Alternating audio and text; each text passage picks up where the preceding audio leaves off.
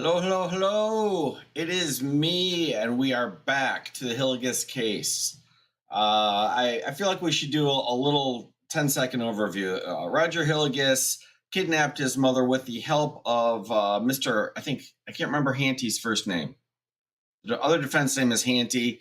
Former sheriff, former state trooper, too, I believe. Anyway, I'm going through all of Alex's playlist on this from our Nevada judges. Thank you to Alex as usual. And we were clipping right along because this is an interesting case. And where we are, we're at a preliminary hearing. We heard from Handte, and we heard from Hillygus' sister. And in the last one we did, which is number 8, I had the lovely and gracious Deborah Davis, along with the lovely and gracious Sue Kelleher, my probate guru, confirm what I already suspected, which is this guy has no legal basis whatsoever to remove his mother from this nursing care facility. So that is where we are at. And we were moving along, and this is an interesting case, and we've had a lot of fun with it. However, another guy, I'm not going to mention any names, but another guy from Nevada got in the way. And this is that guy.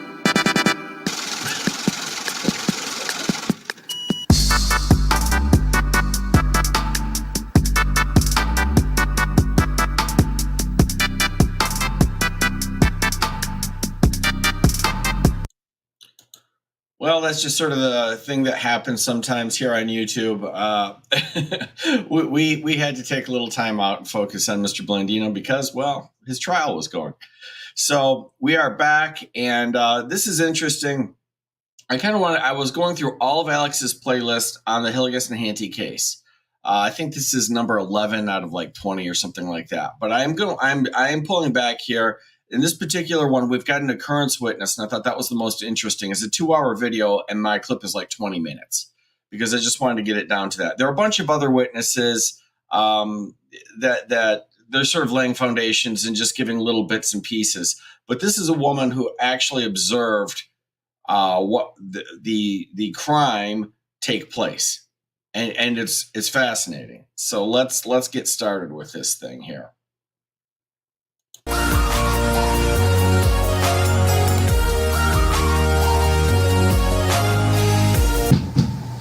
I'll call someone else. Let's call Ms. Campbell, please. All right.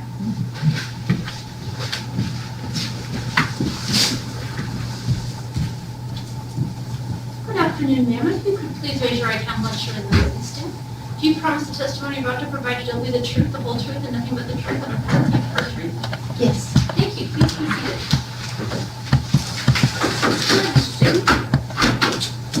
Thank you, ma'am. Please state and spell your name. Lisa Campbell, Lisa, Marrakush. How long have you lived in the Washoe County area?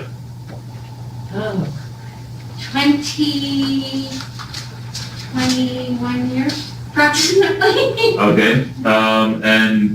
Do you know a person by the name of Robin Renwick? Yes, I do. And how do you know her? I know Robin because I met her. Her mother lived at Stone Valley when I was the administrator there years ago. And did you also know Roger Hillygus in the same capacity? I did, not well, but yes, I did. I knew who he was. Okay. In your capacity there as the former administrator, tell us about any contact you had with Roger. Contact with Roger was very minimal. I talked to him on the phone a couple times when he called to check in about his mother. I couldn't tell you exactly how many times. He came to visit his mother a couple of times.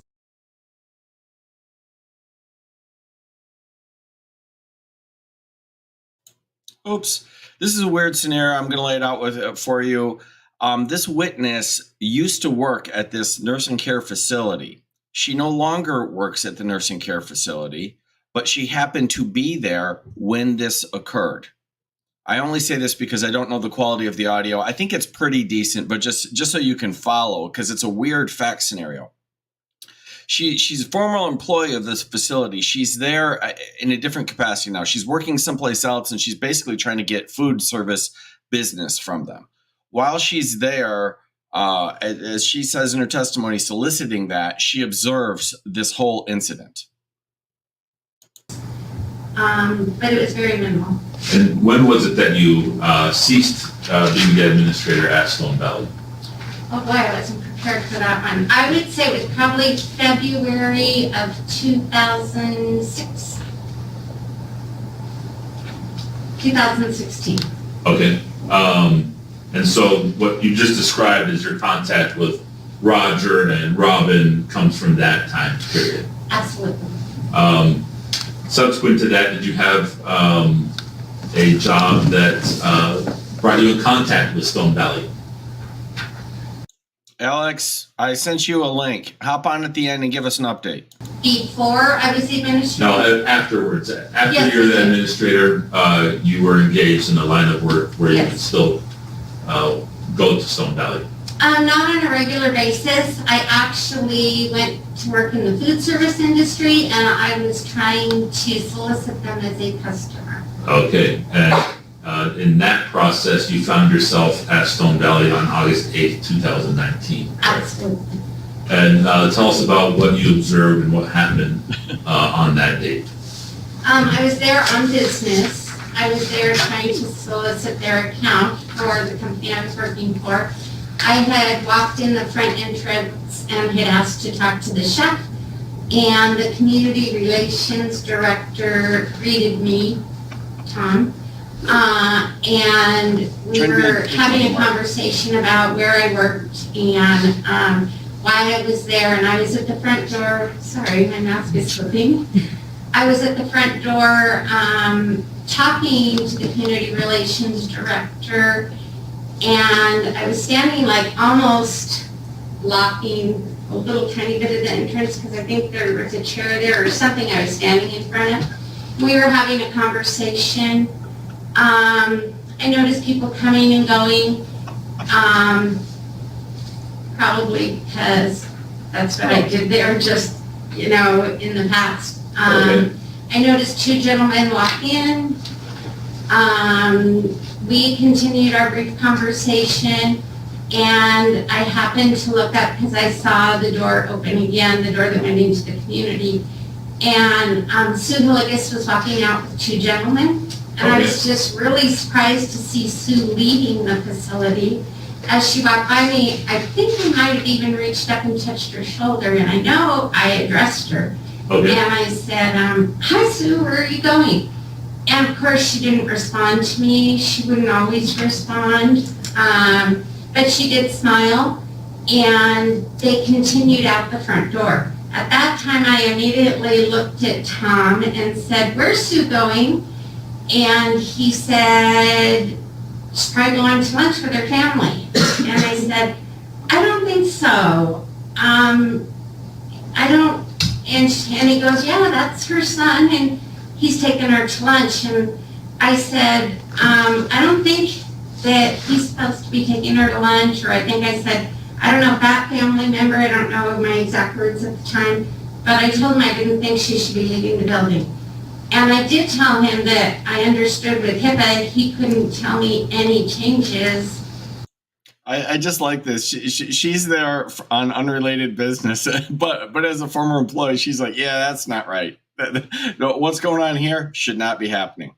That's her testimony. Of what's happened within the facility, but I told Tom, I said, with HIPAA, I understand things could have changed since I've been here. I haven't been here in a few years, but I don't think that family member is supposed to be leaving the building, and I suggest you call his daughter or her daughter immediately.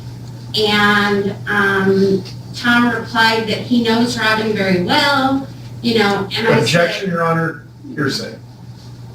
Well, perhaps I'll ask a new question given the narrative.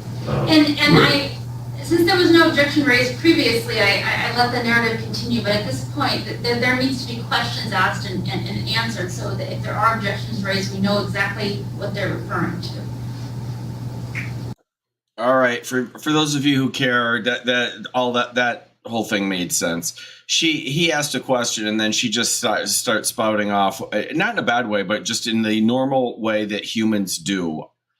They get conversational and they just keep talking. Well, she's beyond answering his question, and that was the objection. And they say, they've gone into a narrative, which is absolutely correct. She objects. Basically, the judge sustains it, and that's where we are. Okay, now you had known Susan Hillygus in your time working at the facility, correct? Correct. And so that's how you recognized her, because you were familiar with her. And were you also familiar in a general sense of her, her state, right, her capacity? And so that's sort of what drew your attention as she walked by you. Correct. And did you This is just like an amazingly weird witness. I'm sorry, I'm really nerding out here. Although I couldn't believe it. Yesterday I did a DUI show cause hearing with the DUI guy and Keith Stickley, and that got so incredibly intricate. I'm like, nobody's going to watch this, but you guys did. I'm continuously impressed. In this case, well, here. recognize either of the people that she was with? It was very brief. My eyesight was on Susan. Okay. I thought it could be Roger but he looked very. Okay, so I stopped it a little sooner than I wanted to. In this case, what's interesting is we have what we call an occurrence witness. Okay, so she's actually observing the events that the subject litigation is about. And it is just an amazing witness. She's an occurrence witness because she's there at the time it happens, but she also has background having worked at the facility. So she's a great witness for the state. She does a good job, so she's a good witness in that sense too. But she's a great witness for the state because not only can she testify to the actual occurrence, but she can testify to things leading up to it because she coincidentally happened to work at the facility. It's wild. Different than the Roger that I had met in the past, who was very buttoned up. He just looked he looked like it could be Roger, but he didn't look like Roger as I had seen him. Okay. My attention was on Sue and why she was leaving the building. Okay. And did you have concerns, and you had concerns based on what you knew, having worked there, about the status of Susan being there, that sort of legal Correct. issues? That's absolutely correct. And that's why you brought that to the attention of Tom? Absolutely. And you said in your testimony that of course she didn't answer, or of course she didn't answer. Why did you use that term? Ascribe that to of course. Because the Susan that I had been familiar with at the building at the time I was there had memory issues, was diagnosed with memory issues. That's why she lived there. And she didn't always respond with verbiage. Sometimes she did, but not always. She would always smile, but she wouldn't always respond with verbiage. Okay. And always smile, like regardless of what the sort of interaction is? Correct. She had Okay. very pleasant sense. Okay.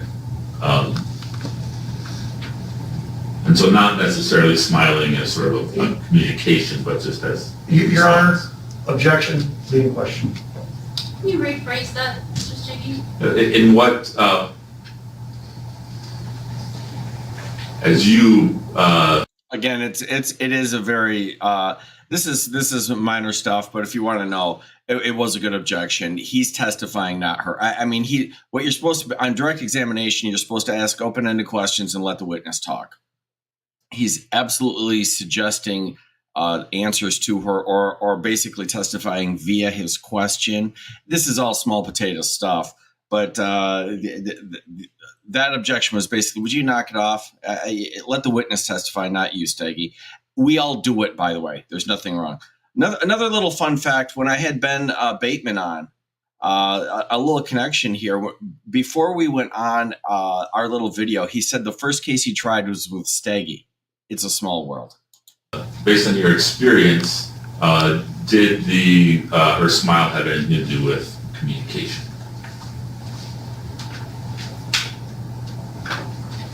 No. But if she was, you could usually read her face, the Susan I knew, but she smiled more often than not. Okay. Had you seen these two men, had you seen them come in? While you're there speaking, had you seen that they had come in? Yes, I just saw the backs of them as they walked in. Okay. And how much time between you seeing them walk by you and then you see them coming out with Susan? It would be a guess. I wasn't there very long. Okay. And are you certain it was the same two men? Oh, that I'm certain of. So you had said you're having this conversation with Tom. What's the next thing that happens? Like, are you able to turn around and see where the men went? Yes, absolutely. They walked right by me. I was concerned why Susan was leaving. So I absolutely watched them walk out the front door with her. Okay. And where did they go? They walked across the parking lot to the shopping center or mall across the street. Now, within Stone Valley, is there parking in front of the facility near the door you've been describing? Yes, Is there a parking lot? yes.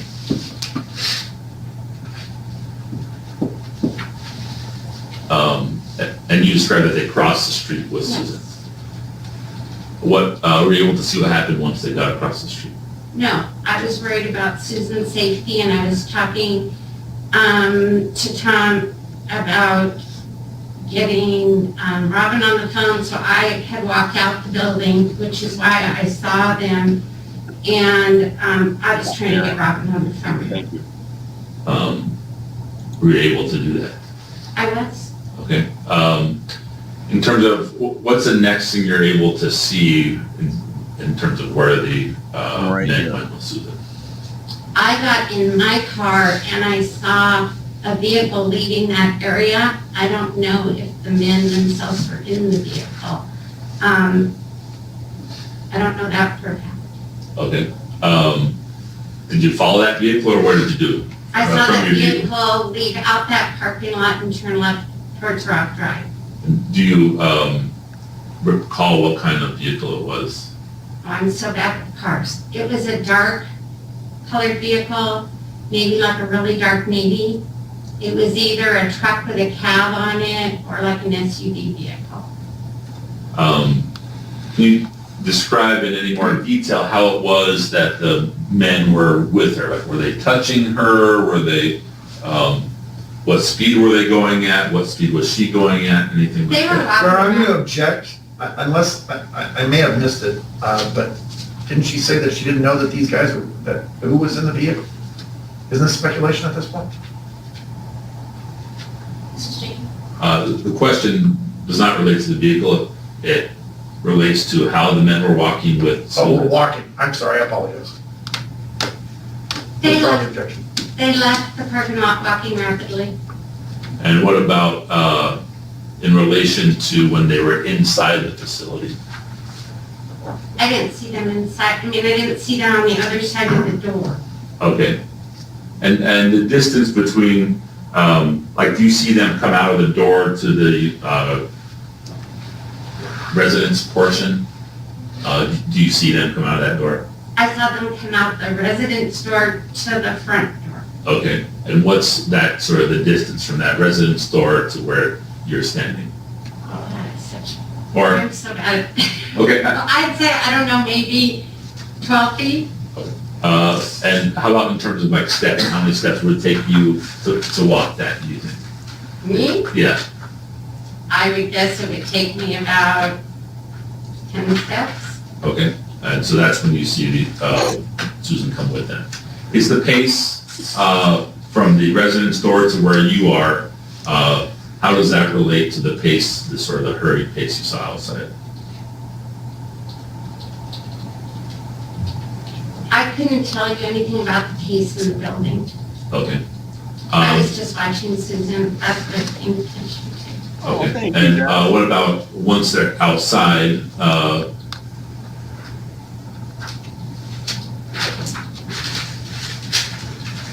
Was either Susan holding on to one of the men or the men holding on to one of them? Your Honor, I'm going to object to the leading question. If it suggested the answer, we would know, it would be apparent from the question. That is a definition of a leading question. These are the options, as the court has noted, are open-ended, and it is an open-ended question. I'll allow it. Your Honor, may I respond for the purposes of the record? Go ahead. We're talking about an incident that happened 2 years ago, and we're talking about whether or not there is some allegation of force being used or anything like that, excuse me. And I think it is inappropriate for the district attorney to suggest options under that circumstances. In what position was the alleged victim and the men in? Were they touching her, which has already been asked and answered? For him to suggest any alternatives for her to choose from is inappropriate and leading, in my opinion. Thank you. Well, you can ask the question. I've already made my latest turn, even someone's making this record. Can you ask the question again? Right, and I'll make it even more open-ended. This happens all the time in court. I've done it without even trying. Every attorney's done it. You ask a leading question. Somebody gives a good, isn't it true that they did something threatening? Yeah, okay, leading, objection, sustained, absolutely. Okay, all right. How would you characterize what they were doing? Well, the witness already knows the answer. Were the men either holding on to her, or was she holding on to them at all during from the door to outside until we last saw that? I know that when they were leaving, they were holding her, either her arm or her hand, when they were leaving.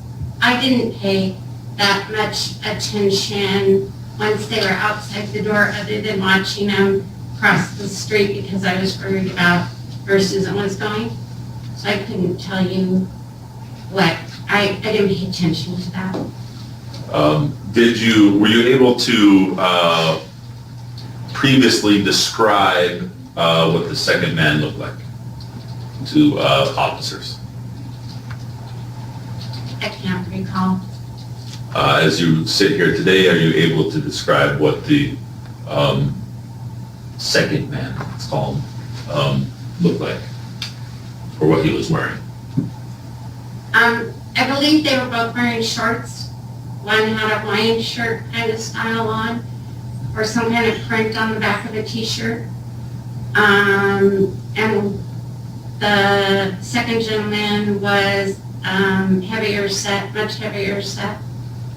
And That's anything, about all I could describe. okay, anything stand out in terms of height, like were they abnormally tall or short or anything?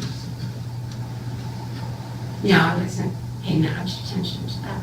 And so, do you believe that the person you saw was Roger Hillygus walking out? Your Honor, that has been asked and answered. She said she was uncertain. She said that it appeared maybe it could have been him, but he wasn't dressed like he normally was. He appeared to be much more rough. It didn't look like him. I was not focused on them. I was focused on Sue, was exactly what she asked and answered to this question. This is why court is boring. He absolutely, again, asked the leading question. The objection is good. It's annoying, but this is what we play out. And this is why you can't maintain a good narrative thread. But yet here we are because, I don't know, God bless my law nerds, because you'll listen to it. And to clarify, this direct question was not asked of the witness. The questioning revolved around, does she know Roger, and sort of describing what happened. As to the direct question of her belief as to whether it was Roger on the date in question has not been put to the witness.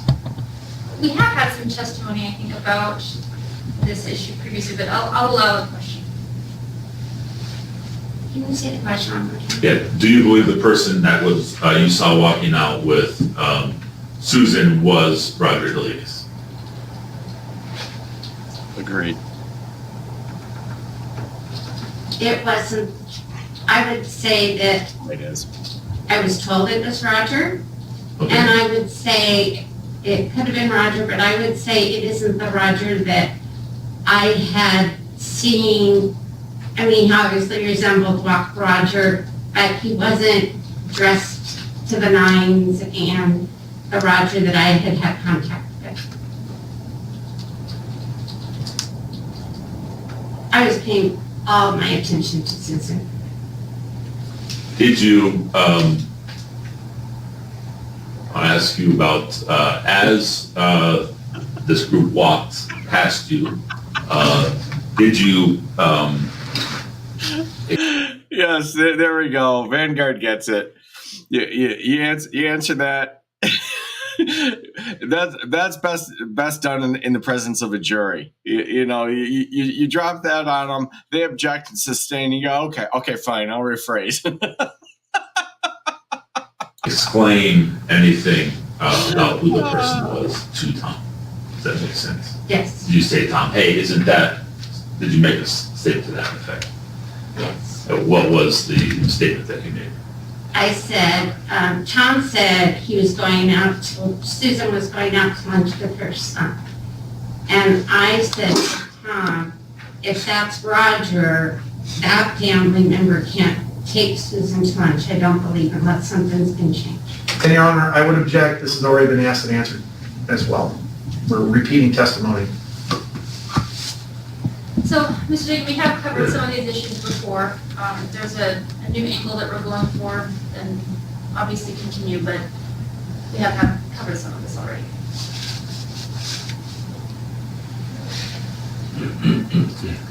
I'm going to ask you about a previous statement that you made to a police detective, specifically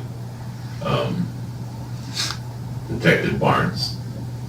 Do you admit or deny previously stating that as the group walked by, you thought to yourself, hey, isn't that Roger Hillygus? Your Honor, I'm going to object because that's facts not in evidence until that witness testifies. That's my objection. My response is it is proper impeachment to, of course, introduce a prior consistent or inconsistent statement. The witness must be afforded the opportunity to admit or deny the statement. That is what I've just done, is asking her to admit or deny having previously made that statement. Then we would move to the next step. If he's admitting he's impeaching his own witness at this point, I'll withdraw my objection. There's no need to admit anything. There's a proper evidentiary. Okay, this is getting deep, but impeaching your own witness is weird, but it actually makes sense. This whole exchange is sort of interesting from my perspective. That's what he's saying. Did you previously say this or not? Impeaching is generally going after the credibility of a witness. It's not something you want to do with your own witness, but she just can't remember, and it's not because she's not credible. It's because she just wasn't that focused on it. So it's kind of an obscure little thing, but it's interesting. Rule and course. So I will allow a question. I would say that was absolutely my thought process, but I could not, I had been gone, so I couldn't admit or deny in my own, I couldn't say, that's Roger, but that absolutely was my thought process, yes. Very good. I'll pass the witness. Thank you. No questions, Your Honor. Well, there you have it. At the end of the day, he was just trying to establish that it was Roger Hillygus that was taking his mother from the place. The witness did a good job, and she's saying, like, look, I didn't definitely identify him, but I was operating under the assumption that it was Roger Hillygus. It was Roger Hillygus. All the objections made by defense counsel made a lot of sense to me, but ultimately he got to where he wanted to, and this is why court proceedings are boring. The attorney is trying to establish that she's familiar with who it is, and that he took his mother from the facility and she had witnessed it. But the defense attorney's not doing his job if he isn't trying to mess that up, and that's what he was doing. And ultimately, so we had this little slappy fight to get to where we all knew we were, which is I wasn't sure, but I'm thinking this is Roger Hillygus, and he shouldn't be taking his mom because I know he didn't have authority to do so. The reason I know is because I used to work the facility, and I know his sister. So I knew this thing smelled to high heaven. That's fine, but you're not having a conversation at the kitchen table. You're having testimony in court under oath, and you're trying to figure these things out, and there are standards. So I guess that gets really intricate, but there you have it. We've had all the testimony. We've had Handte on the stand. We've had Hillygus' sister on the stand saying, I don't think he has authority. We've had this woman saying, I observed the thing. I wasn't sure, but I was pretty sure that this was Roger Hillygus doing something he shouldn't have had to do. But since you can't have that normal conversation format, you have this. It's very interesting to me, and I'm thankful for that any of you guys hung with that to see it. I don't see Alex popping on. I wanted to. He put a message on earlier. By the way, our Nevada judges, as always, this Blandino, everything. I wouldn't be seeing it if it wasn't for them. I wanted him to pop on. I'm going through his playlist, but I think I'm going to gloss a lot of it now because for instance, this video was 2 hours long. This was the best 20 minutes of telling the story. It goes on to have a friend of Hillygus who, in very similar fashion, it takes like an hour to get him to say, yeah, he was cranky about the fact that things weren't going his way in court in terms of authority to deal with his mother, and that he was fighting with his sister. We could all say this in 30 seconds, but it's not so easy to say in court with opposing counsel sticking it to you, which is their job. I'm not knocking anybody involved here. The objections and responses by both attorneys made a lot of sense to me. The rulings of the judge made a lot of sense to me. None of them were perfect. All of them were good, in my estimation, for whatever that's worth. For some guy who claims to be a civil attorney in Chicago, and actually is. Thank you all for coming out. I really appreciate it. I just wanted to get back to this. I'm going to go. I think I'm at number 11 on this, but like I said, a lot of this is witnesses I'm going to gloss over. I want to get caught up on this case because this case is warming up like Blandino was. And if it happens to go to trial, it's going to be spectacular. It's going to be spectacular. We've got an ex-sheriff and trooper helping a sovereign citizen kidnap his mother. This will be an absolute train wreck in court, and the sovereign citizen who is currently represented by that guy who's doing a reasonable job is no longer represented. This can only be fun if it actually happens. Thank you all. Have a good Saturday night. I will see you all soon.